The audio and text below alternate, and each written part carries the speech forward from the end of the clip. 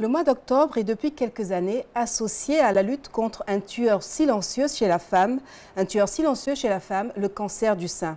En Côte d'Ivoire, sur une population estimée à plus de 26 millions d'habitants, on recense 3306 nouveaux cas de cancer du sein selon un rapport de l'Organisation mondiale de la santé datant de 2020.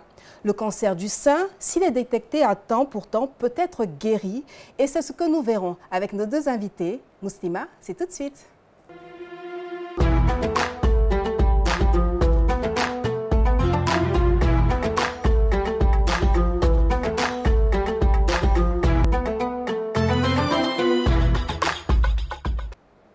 Assalamu alaikum wa rahmatullahi ta'ala wa barakatuhu. Bienvenue dans Muslima, le magazine de la femme musulmane sur la télévision Al-Bayan. Vous pouvez nous suivre sur le numéro 193 du bouquet Canal+, ou encore sur nos différentes pages Facebook, celle de la radio et celle de la télévision, ou encore en téléchargeant notre application IP donc sur App Store et Play Store. Très heureuse de vous retrouver pour parler d'un sujet assez sérieux, Octobre Rose. Quelle sensibilisation sur le cancer du sein. On en parlera en long et en large tout à l'heure, Inch'Allah, avec notre invité. Mais avant, vous le savez, je vais vous présenter les deux complices de ce vendredi. Awa Sangari, assalamu alaikum. Wa alaikum salam wa rahmatullah. On a tronqué le dampé aujourd'hui pour un genre de abaya, c'est ça? Exactement. Comment ça va? Alhamdulillah, ça va très bien. Alors avec toi, ce sera l'actualité. Exactement. Est-ce que les nouvelles sont bonnes, Awa Sangari? Contrairement à la semaine passée, oui. Oui, d'accord. C'est vrai que c'était un peu triste, mais on va dire que la mort fait partie de la vie. Donc, exactement. Mais aujourd'hui, c'est un peu plus réjouissant. Exactement. Alhamdulillah. Jenny Sibi, salam alaikum. Wa alaikum salam wa rahmatullah. Ça va bien? Super bien. Contente de te retrouver également. Effectivement. Et avec toi aujourd'hui, ce sera le portrait. Le portrait. De qui? Alors, on va avoir une très grande souveraine aujourd'hui. Une très grande souveraine. Oui. D'accord. Tu ne vas pas nous en dire plus, je suppose? Voilà. Ce sera tout à l'heure pour la rubrique portrait. Et pour nous accompagner aujourd'hui, pour nous permettre de comprendre ce qu'est Octobre Rose, qu'est-ce qui est fait au niveau de la sensibilisation, nous recevons avec beaucoup de bonheur et beaucoup de plaisir Dr Balo Épouse Cissé. Elle est oncologue. Assalamu alaikum, docteur. Wa alaikum salam wa rahmatullah wa barakatuh. Bienvenue sur notre plateau. Merci. Et donc avec vous, comme je le disais, on va en savoir un peu plus sur la maladie, mais surtout la prise en charge, la sensibilisation et tout ce qui est fait au niveau national, notamment concernant la lutte contre le cancer du sein.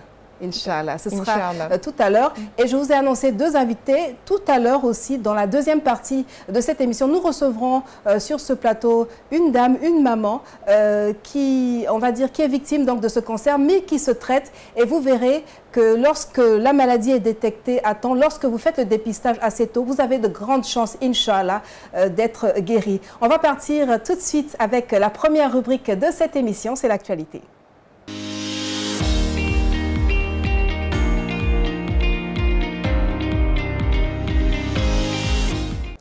Awa Sangari nous dit que les nouvelles sont bonnes cette semaine. Exactement.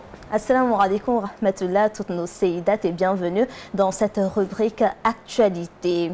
Elle est musulmane, jeune et intelligente. Elle nous vient de la terre de la Teranga. Il s'agit de Sorna Dante Cissé. Pour ceux qui ne la connaissent pas, sachant que Sorna Cissé a remporté le premier rang du championnat international du récital du Noble Coran. Elle a rejoint son pays où elle a été accueillie avec beaucoup d'éloges et d'engouement. Une fierté pour la communauté sénégalaise et pour la communauté musulmane. En ce mois baptisé Octobre Rose, des grands moyens sont déployés pour dépister des milliers de femmes gratuitement. C'est l'initiative que s'est fixée le Centre national d'oncologie médicale et de radiothérapie Alassane Ouattara. Ce programme qui a débuté le samedi 8 octobre est en cours et prendra fin le samedi 29 octobre 2022. Pour cette première journée qui a eu lieu samedi dernier, des centaines de femmes ont répondu au message du centre. Notons que le cancer du sein représente dans notre pays 19% de tous les cancers et plus du tiers de tous les cancers féminins, avec plus de 3300 nouveaux cas chaque année et près de 1800 décès. Cette affection n'est cependant plus une fatalité en raison des prouesses scientifiques considérables réalisées en cancérologie en Côte d'Ivoire, a déclaré le Premier ministre ivoirien Patrick Achi. Toujours dans cette même veine, la polyclinique des Deux Plateaux a quant à elle lancé mardi ses activités liées à la lutte contre le cancer. Durant un mois, le centre sanitaire va dépister gratuitement les femmes en vue de prévenir le cancer du sein. La cérémonie de lancement a été marquée par un panel entre les spécialistes afin de mieux faire connaître la maladie. Ce panel de haut niveau a réuni un médecin généraliste, un oncologue et un gynécologue. À tour de rôle, chaque expert a levé un coin de voile sur la prise en charge du cancer du sein. Et c'est tout pour l'actualité. Merci beaucoup Awa Sangaré. En tout cas, on est en plein dans le thème Octobre Rose, mois dédié à la lutte notamment contre le cancer du sein. Et pour en parler, je vous l'annonçais, nous sommes avec Dr Balo Epoussissé. Elle est oncologue. Oncologue, c'est aussi cancérologue. C'est bien cela, docteur. Alors avec vous, on va essayer de comprendre déjà de façon, on va dire peut-être brève, qu'est-ce que c'est qu'un cancer? Bon, déjà, un cancer, pour l'expliquer tout simplement, c'est le développement de cellules anormales, dites cellules cancéreuses, au sein d'un organe. Donc, pour parler en termes plus simples, on a dans nos cellules, dans notre corps, des milliards et des milliards de cellules qui, chaque jour, rentrent en multiplication, en division. Et au fur et à mesure de leur multiplication, voilà, on a les premières cellules mères qui meurent pour laisser la place aux filles, un peu comme l'humanité. Voilà, nos ancêtres étaient là, ils ont donné naissance aux enfants, aux petits-enfants, ainsi de suite, mais maintenant ils ne sont plus. Donc la cellule cancéreuse, c'est cette cellule normale-là qui a subi une agression par un agent quelconque qui peut être endogène, c'est-à-dire qui vient de nous, ou bien exogène, un facteur extérieur. Et elle devient une cellule altérée, qui va à son tour se multiplier, donner des enfants altérés, et alors tous d'autres enfants altérés, mais sauf qu'avec les générations futures, les premières cellules ne meurent pas. Donc c'est la multiplication de cellules vraiment anormales au sein d'un tissu et qui, lorsque rien n'est fait, continue sa croissance sans cesse. D'accord, donc prolifération de cellules, non-élimination de cellules mortes et accumulation. Vous avez très bien compris. Dans le corps. Bon, merci docteur, j'ai bien compris. Et principalement, Octobre Rose, qu'est-ce que c'est? Octobre Rose, c'est le mois dédié à la sensibilisation à la lutte contre le cancer du sein. Donc la question qu'on va poser souvent, pourquoi tout un mois dédié à la lutte contre le cancer d'un seul organe? Parce que l'organe fait quand même parler de lui. Dans votre introduction, vous avez un peu parlé des chiffres. C'est plus de 3000 cas chaque année. Donc plus de 3000 cas, c'est le premier cancer, tous sexes confondus. Et en général, ce cancer-là, il est vraiment tueur. Parce que peut-être que les téléspectateurs n'ont pas fait attention aux chiffres. C'est plus de 1800 décès, près de 1800 décès. Donc ça veut dire que la moitié des femmes diagnostiquées va mourir. Donc cela va sans dire que c'est vraiment un problème de santé publique.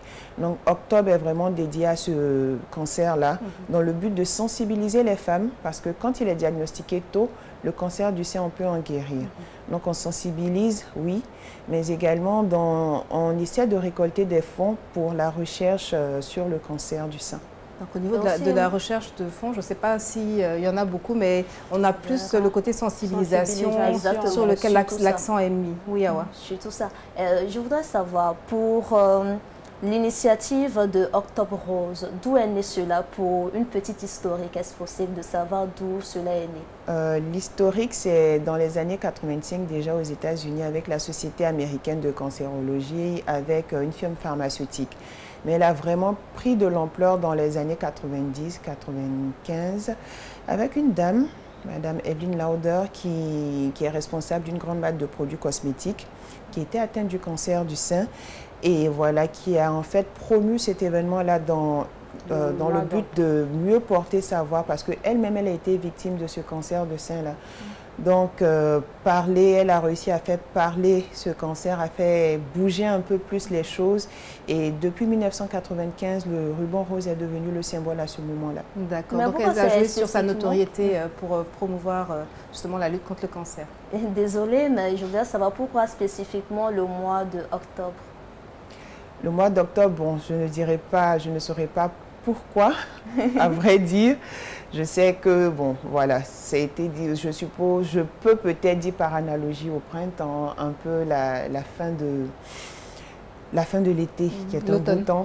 L'automne, pardon, la fin de l'été, qui est un beau temps.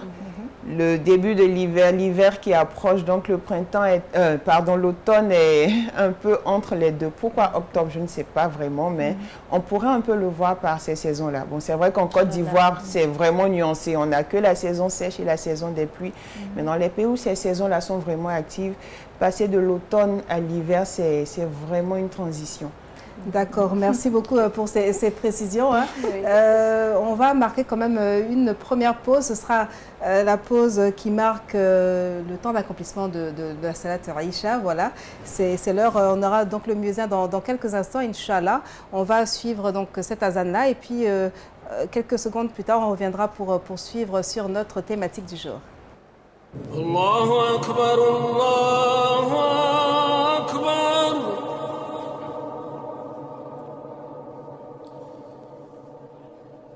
الله أكبر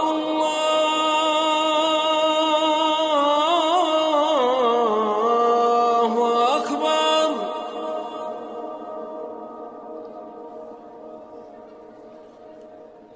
أشهد أن لا إله إلا الله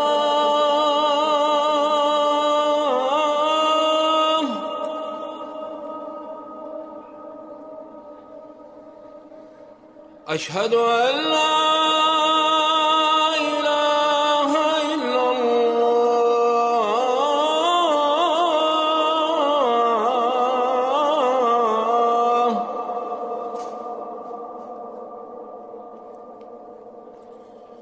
أشهد أن محمدا رسول الله.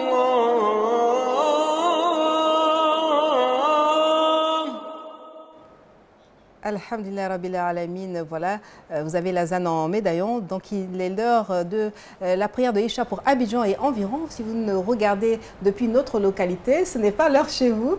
Nous ici sur ce plateau, on va poursuivre nos échanges concernant justement Octobre Rose, mois consacré à la lutte contre le cancer du sein, la sensibilisation. Et Jenny avait une question pour Dr Balou. Effectivement. La question que j'avais, on sensibilise beaucoup sur le fait d'aller se faire dépister et tout. Et à part la palpation mammaire, je voulais savoir quelles autres sortes de moyens on avait en fait pour dépister le cancer. C'est une très belle question. Effectivement, on tape beaucoup sur la palpation parce que c'est le moyen le plus simple et le moyen le plus rapide de pouvoir aller à l'hôpital. Sinon, le principal moyen de dépistage, c'est la mammographie. La mammographie, en général, elle est indiquée chez les femmes d'environ d'à partir de 45 ans. Toute femme, normalement, à partir de 45 ans, doit réaliser une mammographie au moins une fois dans sa vie. Donc, à 45 ans, toutes les femmes, qu'elles aient des signes ou non, bon, préférentiellement, on aimerait qu'elles n'aient pas de signes. Parce que c'est ça même la question du dépistage, c'est-à-dire venir à l'hôpital sans signe. Donc, à partir de 45 ans, réaliser une mammographie. Et quand elle est normale, on attend 2 ans avant de réaliser la deuxième mammographie. Donc, une mammographie tous les 2 ans à partir de 45 ans. Mais avant 45 ans, l'idéal serait de faire la palpation.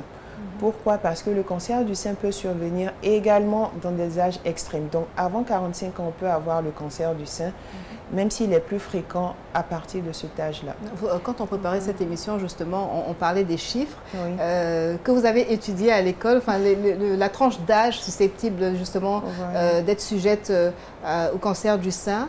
Vous avez dit que sous d'autres cieux, on parle de la cinquantaine, voilà. Mais vous avez constaté dans les faits qu'ici, voilà, chez nous, c'est un peu plus tôt. Dans la population, je ne dirais pas la population noire, je vais parler de ma population. Pour les patientes que nous recevons, le chiffre est quand même un peu revu à la baisse. Effectivement, dans la littérature, on dira à partir de 50 ans, mais en Côte d'Ivoire, à partir de 42 ans déjà, on commence à réaliser la mammographie parce qu'on a des patientes de plus en plus jeunes.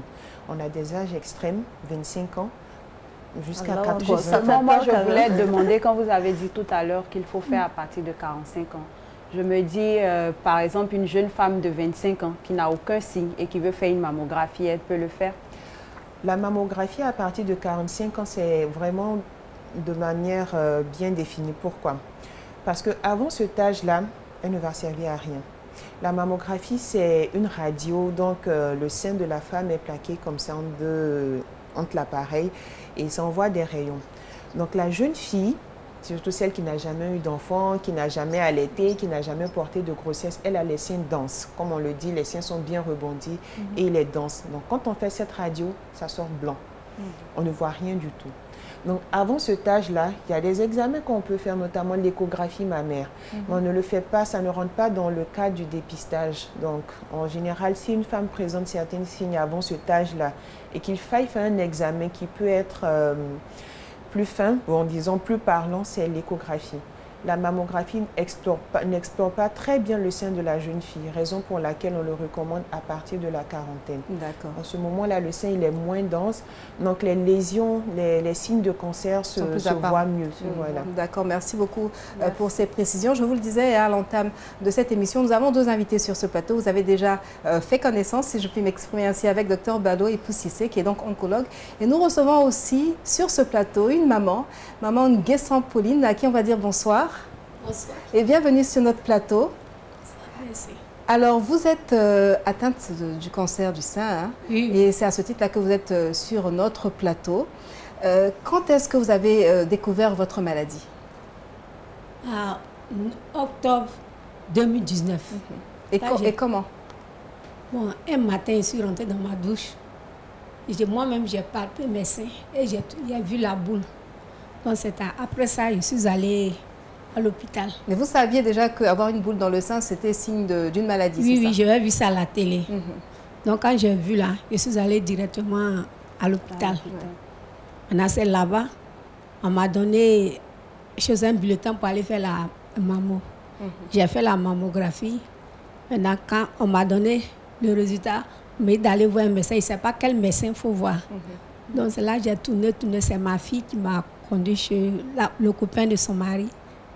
De son ami. De son ami. Donc, c'est là on m'a envoyé voir un médecin. D'accord. On va peut-être mettre une pause ici et demander à docteur, une patiente à qui on annonce qu'elle a un cancer du sein et à qui on dit d'aller voir un médecin et qui ne sait pas où aller. Comment c'est possible? Comment vous expliquez ça? Bon, je pense qu'il y a eu peut-être un vice dans la procédure. Sinon, quand on constate la boule, la première des choses à faire, c'est d'aller à l'hôpital comme elle a fait, consulter le gynécologue, la sage-femme ou le médecin généraliste qui va recommander la mammographie. Donc, quand la patiente a le résultat de mammographie, elle doit revenir vers le praticien qui l'a consulté et c'est ce praticien-là qui saura l'orienter correctement. Donc, on a une boule dans le sein, on va voir le gynécologue idéalement. Le gynécologue prescrit la mammographie. La patiente revient remettre le bulletin, le résultat au gynécologue. Il lui demande un autre examen qu'on appelle la microbiopsie. C'est quoi la microbiopsie? C'est prélever un tout petit fragment de cette boule pour aller analyser. Et c'est seulement sur l'analyse de ce fragment qu'on pourra avoir la confirmation du cancer.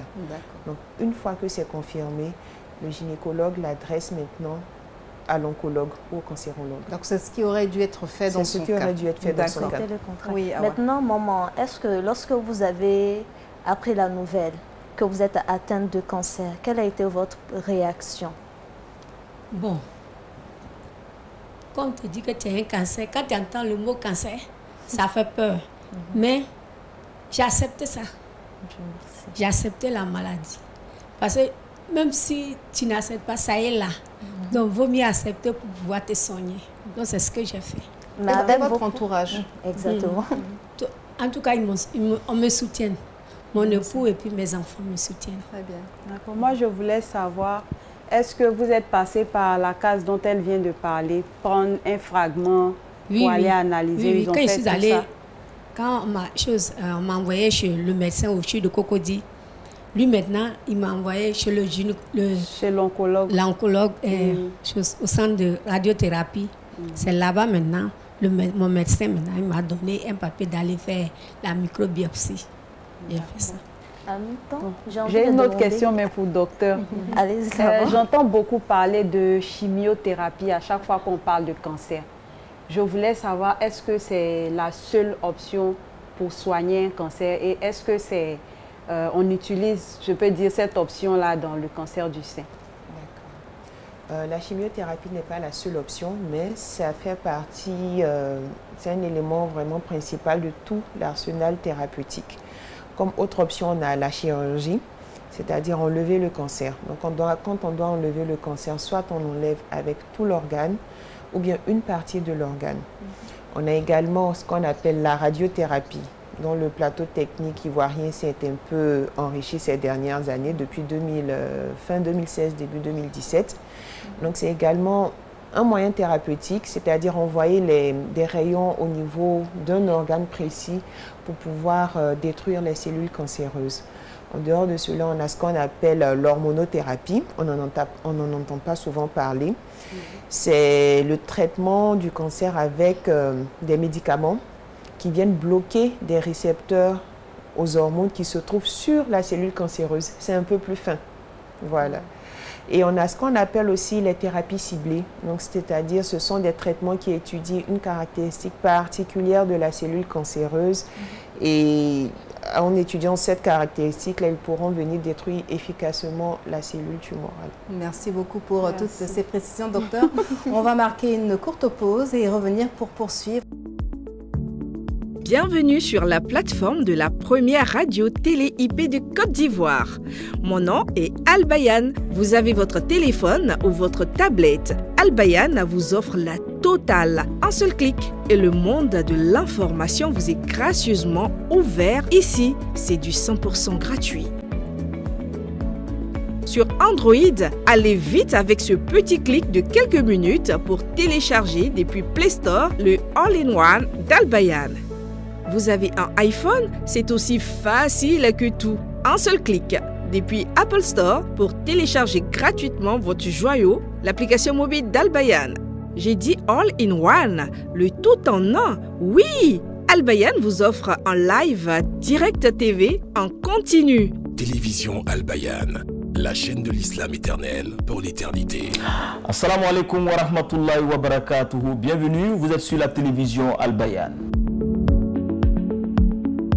Et faites télécharger l'application All-in-One d'Al-Bayan sur Play Store ou Apple Store et restez connectés à tout moment, partout et sur tout support.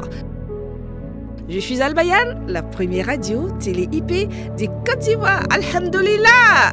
Télévision Al-Bayan, la chaîne de l'islam éternel pour l'éternité.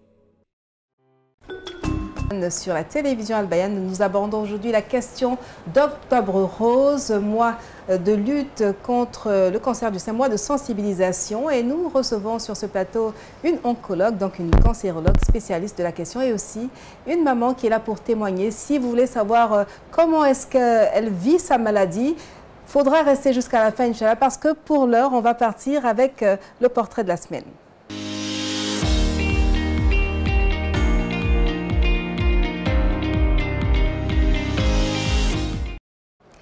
Elle nous parle d'une reine aujourd'hui, c'est bien cela, hein? C'est ça. Alors, assalamu alaikum. Aujourd'hui, nous allons parler de Arwa al-Suleyhi. Alors, elle a été la souveraine ayant régné sur le Yémen le plus longtemps. D'abord à travers ses deux maris, puis seule jusqu'à sa mort pendant 40 ans. Arwa al-Suleyhi a atteint une position unique dans l'histoire des femmes musulmanes. Elle a été la première femme dans le monde musulman à se voir accorder le titre prestigieux de Hujja en 1084. Je vous explique son histoire. Arwa al-Suleyhi, également connue sous d'autres noms, comme Al-Oura ou Al-Malikat, est née en 1048 à Hadjara, dans la région du Haraz au Yémen. Elle était la nièce du grand Ali al-Sulayhi, fondateur et sultan de la dynastie ismaélienne des Sulayhides, un courant de l'islam. Malheureusement, son destin a basculé lorsqu'elle est devenue orpheline à un très jeune âge et elle a dû être recueillie au palais de Sanaa par son oncle Ali et sa tante Asma bint Shihab. Tous deux vont tenter de lui donner la meilleure éducation possible en lui enseignant l'histoire, la théologie et la poésie. À l'âge de 17 ans, elle épouse son cousin Ahmad al-Mukarram bin Ali, l'un des fils de Asma bint Shihab, avec qui elle aura 4 enfants. À la mort d'Ali Sulayhi, assassiné en 1067, Ahmad, le mari d'Arwa, devient roi. Mais rapidement, il va avoir de sévères problèmes de santé qui ne lui permettront pas de régner sur son royaume. Affaibli et incapable de bouger, il donne donc à sa femme le pouvoir de gouverner. Et c'est ainsi que Arwa devient la reine du Yémen. Elle reçoit ensuite, en 1084, le grade de Houja, le rang le plus élevé de la dawa yéménite. Elle aura régné à ce moment-là près de 20 ans jusqu'au décès de sa belle-mère.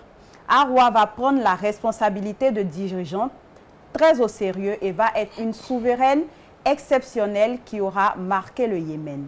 Sa première décision, une fois au pouvoir, fut de déplacer la capitale de Sanaa à Djibla, au sud du Yémen. Une décision stratégique visant à détruire la souveraineté de Nahaji Sahid qui a assassiné son beau-père, ce qu'elle fit avec succès. Par la suite, elle transforma l'ancien palais en une grande mosquée où elle repose actuellement. S'ensuivit un règne très pacifique, prospère et plein d'innovations pour le Yémen. Après la mort de son mari Ahmad en 1091, on l'encourage à épouser le cousin de ce dernier, Sabah ibn Ahmad. Réticente dans un premier temps, elle finit par accepter à condition de pouvoir continuer à gouverner. Et c'est ce qu'elle fit jusqu'à la mort de son second mari en 1111, date à partir de laquelle elle a régné toute seule sur le Yémen jusqu'à sa mort en 1138. Respectée et aimée, cette reine unique était très appréciée du peuple et son règne qui dura une quarantaine d'années fut le plus long de sa dynastie. Elle partageait l'islam et les valeurs musulmanes avec tout son royaume. Et son histoire fut une première dans l'histoire du Yémen, mais également dans l'histoire de l'islam dans le monde. C'est tout pour ce soir. Merci beaucoup pour cette très très belle histoire. On a besoin comme ça de beaucoup de modèles féminins, des reines qui ont régné donc sur des empires, des royaumes musulmans. On en a besoin. Merci beaucoup. Ça nous fait plaisir. Et c'est ici, nulle part ailleurs, c'est à Moussima qu'on peut avoir ce genre d'informations. Nous poursuivons notre causerie, on va dire notre entretien concernant donc Octobre Rose, la sensibilisation sur le cancer du sein, surtout chez nous en Côte d'Ivoire. Et nous recevons avec beaucoup de bonheur Madame Pauline Guessant, qui tout à l'heure nous a annoncé comment elle avait découvert sa maladie, qu'elle a été soutenue. Vous avez donc commencé vos traitements. Comment est-ce que ça se passe? Bon, j'ai commencé le traitement, j'ai fait la chimio. Actuellement, j'ai fini la chimio. Donc, j'attends maintenant ce que mon médecin va me dire. D'accord. Et est-ce que c'est coûteux? Très. Très coûteux? Très coûteux. D'accord. Une idée du prix? Bon, les 8 premiers cures de chimio faisaient 1,6 million. 1,6 million. Les 8 premiers. Vous avez payé ça de votre poche? Non, mais je n'ai pas tout payé. J'ai payé 3 fois. Oui. Parce que c'est par séance. Quand je partais faire la chimio, je payais, j'ai payé. Moi, une séance faisait 240 000. D'accord. Et vous avez fait 8 séances? Mais j'ai payé 3. Vous avez payé 3 sur les 8. Après ça, j'ai eu la prise en charge. Vous avez une prise en charge? Oui. Vous connaissez quelqu'un qui connaît quelqu'un? Comment ça se passe? Non. Parce que c'est ce qu'on entend. On se dit, quand on ne connaît personne, quelqu'un qui est, je ne sais pas moi, dans une ville à Zouénoula quelque part, qui a aussi un cancer du sein, le docteur va répondre aussi à cette question, vous savez bien où est-ce que je veux en venir, et qui n'a pas de prise en charge, même si elle vient à Abidjan. Comment vous avez eu votre prise en charge, vous? Bon, il y a une jeune fille qui fait Elle faisait la chimie aussi avec moi. Elle a fini, mais elle partait chercher sa prise en charge pour faire l'ablation de son sein. Donc, c'est elle m'a dit qu'elle s'en va au ministère de la Santé pour faire.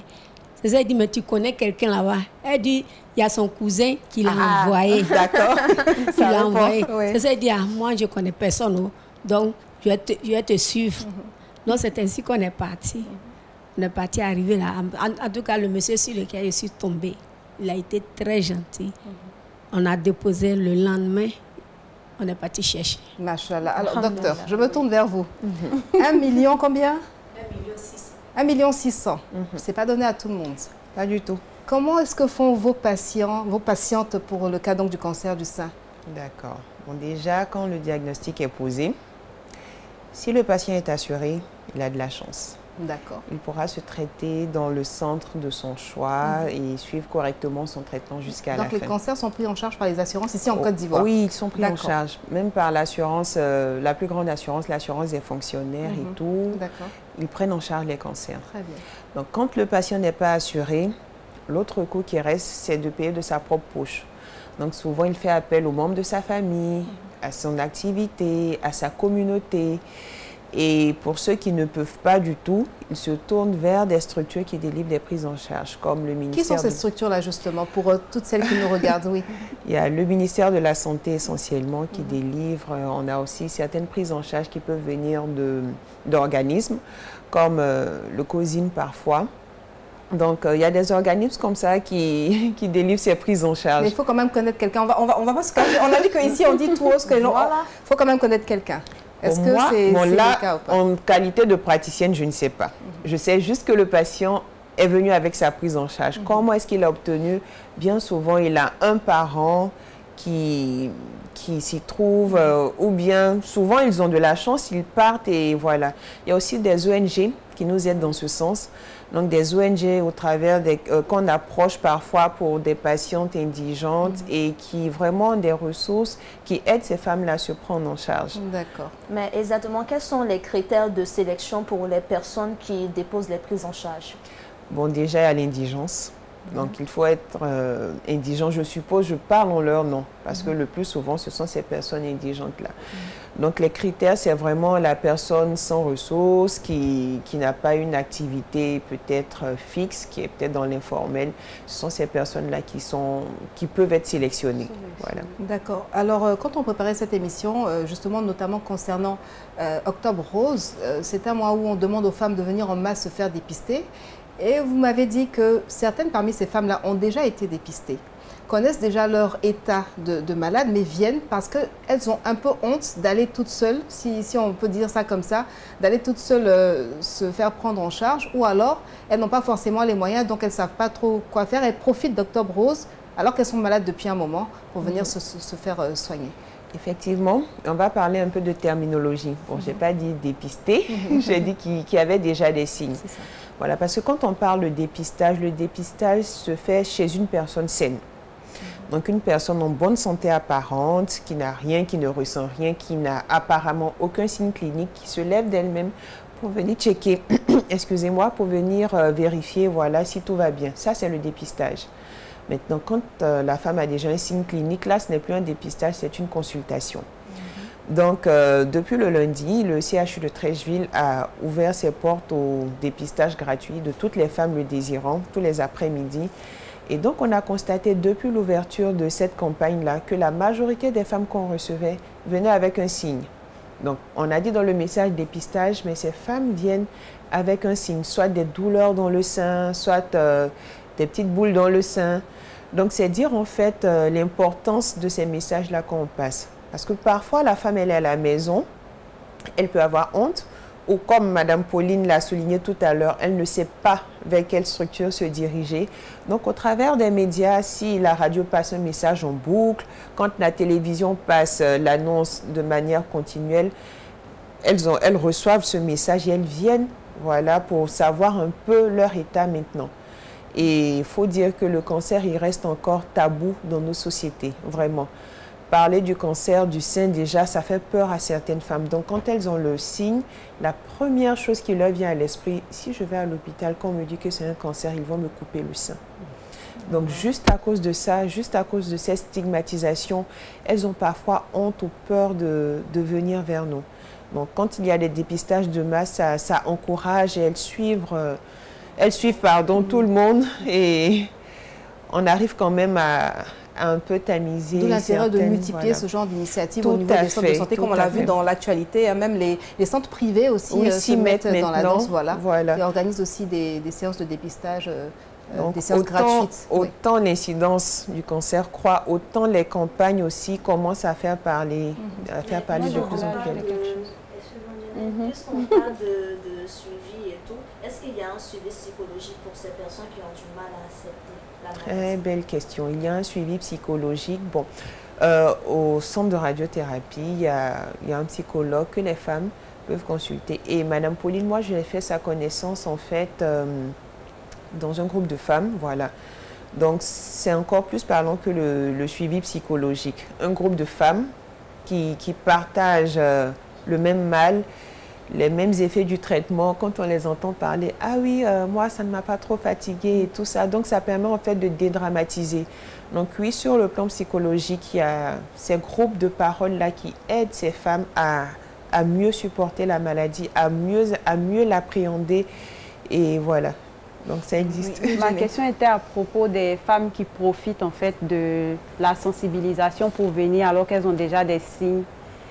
Comme vous l'avez dit tout à l'heure, quand on vient se faire dépister, c'est qu'on n'a pas de signes. Donc, quand elles profitent pour venir comme ça, est-ce qu'elles sont prises en charge malgré tout? Et quand elles viennent, on les reçoit et ça nous fait même plaisir parce que le cancer, quand il est dépisté tôt, on en guérit. Donc, peu importe au stade où elles viennent, on les reçoit, on les consulte gratuitement. Quand il y a des examens qui doivent être faits, on leur propose ces examens-là, on insiste pour qu'elles reviennent nous présenter les résultats pour ne pas qu'on ait des perdus de vue. D'accord. Voilà. En tout cas, il y a beaucoup de choses à dire sur Octobre Rose. Madame Pauline Guesson, quel mot vous voulez adresser à vos sœurs qui vous regardent? Celles qui ont peur d'aller se faire dépister ou bien qui ont peur du cancer tout simplement? Le cancer ne fait plus peur. Moi, je dis à mes sœurs d'aller se faire dépister, de ne pas avoir peur. Je dis qu'ils vont me couper les seins. Moi, même si on pouvait m'enlever mes 2 seins là pour que je puisse vivre, j'allais l'accepter. Et comment vous vous sentez aujourd'hui? Je me sens bien avec. Je me sens bien. Vous vous sentez bien. D'accord. Mais le fait que la famille vous soutienne aussi, ça a été aussi important. Ça, en tout cas, ça m'a remonté même. En tout cas, tout le monde me soutient, donc il n'y a pas de problème. Et on vous souhaite de guérir totalement, Inch'Allah. Docteur, on voudrait savoir, hein, on n'a peut-être pas le temps de parler en détail, mais de la prise en charge à votre niveau. Vous êtes praticienne, vous m'avez dit que vous n'avez pas beaucoup de lits déjà. C'est un peu compliqué de voir peut-être ces patients-là qui viennent et vous n'arrivez peut-être pas à traiter tout le monde. Comment est-ce que ça se passe? Oui, c'est un peu le côté sombre, le revers de la médaille. Oui, le cancer, une grande proportion, de plus en plus croissante, malheureusement peu de centres de prise en charge. En Côte d'Ivoire, actuellement, on a 2 centres. Le centre d'oncologie Alassane Ouattara à Cocody et le service de cancérologie à Treichville. Près de 22 millions, 26 millions d'habitants, c'est très peu. Donc déjà, pour un patient qui se trouve à l'intérieur, c'est quasiment impossible de se faire traiter chez lui. Ils viennent tous, ils ou elles viennent tous à Abidjan pour se faire traiter. Le petit il pour dire qu'il y a également des hommes qui souffrent de cancer du sein. 2%, on a dit, j'ai cru entendre 2%. C'est un peu faible, mais ça existe. Donc, pour les hommes qui regardent l'émission, pour les femmes, qu'elles sensibilisent également leur mari. Donc, pour revenir à la question, il y a très peu de centres de prise en charge. Donc, en dehors de ces 2 centres, on a quelques cliniques privées qui s'y prêtent, mais sont tous localisés à Abidjan. D'accord. Alors, docteur Balo, quel appel vous lancez à toutes celles qui nous regardent? À toutes celles qui nous regardent, je dirais aujourd'hui, le cancer du sein n'est pas une fatalité. Le cancer du sein, oui, on le diagnostique et on peut en guérir. Tout est une question de temps. Quand il est dépisté tôt, on en guérit. Mais quand il est vu très tard, malheureusement, souvent rattrapé, ça relève de l'impossible. Donc à toutes celles qui me suivent aujourd'hui, je dirais, c'est le mois d'octobre, profitez-en. Que vous ayez des signes ou pas, n'hésitez pas à venir vous faire consulter. Donc j'ai dit tout à l'heure que nous étions là tous les jours au CHU de Treichville, tous les après-midi. Donc vous pouvez venir vous faire dépister gratuitement. ça peut vous sauver la vie. Ça peut vous sauver la vie. Merci. Merci Très beaucoup. belle conclusion. Merci beaucoup, docteur Balo et Poussissé, d'avoir été sur ce plateau. Je rappelle que vous êtes oncologue. Merci à vous, maman Pauline Guesson. Merci d'être venue témoigner. Bravo à vous. Et surtout que Dieu vous donne la guérison totale. Merci à Awa Sangare pour l'actualité. Merci à Djene Sivi pour ce beau portrait de notre reine yéménite. Merci à vous, fidèles téléspectateurs, d'avoir suivi ce numéro de Muslima que vous pouvez retrouver à 22 h toujours sur les 193 du bouquet Canal+. Rendez-vous, Inch'Allah, vendredi prochain pour un autre numéro. Wassalamu alaikum wa rahmatullahi ta'ala wa barakatuhu. Wa alaikum salam.